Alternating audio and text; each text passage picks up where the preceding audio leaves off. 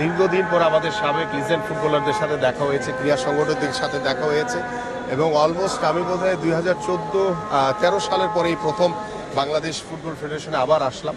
তো অনেক 13 সালের পরে, তো অনেক দিন পরে এসে ভালো লাগছে এবং সকল আপনারা যারা স্পোর্টসে যারা ক্রীড়া সাংবাদিক অনেকের সাথে হয়তো বা তখনও কাজ করেছি আমরা, আবার অনেকে দেখছি, নতুন মুখ দেখছি।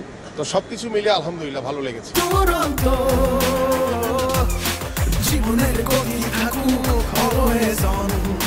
প্রথমত আমি বিষয়টা গতকালকে বিকালে যখন আমার দৃষ্টিগোচর হয়েছে যে যাকে কনভেনার করা হয়েছে, ওনার নাম সম্ভবত রানা।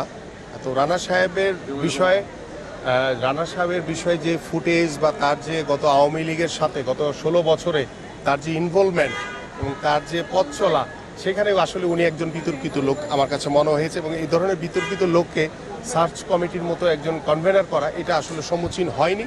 এবং আমি উপদেষ্টা মহোদয়ের কাছে আমি বিনীত অনুরোধ করব যে তিনি এটি দ্রুত পদক্ষেপ নিয়ে তাকে সরিয়ে দিয়ে এখানে অনেক যোগ্য, অনেক সিনিয়র যারা রয়েছেন যাদেরকে দিলে সকলেই দলমত নির্বিশেষে অ্যাকসেপ্ট করে নেবে, গ্রহণ করে নেবে, এই ধরনের কাউকে প্রদান করে তিনি সার্চ কমিটিটি আবার পুনর্গঠন করবেন, সেটা আমি তার কাছে প্রত্যাশা করি।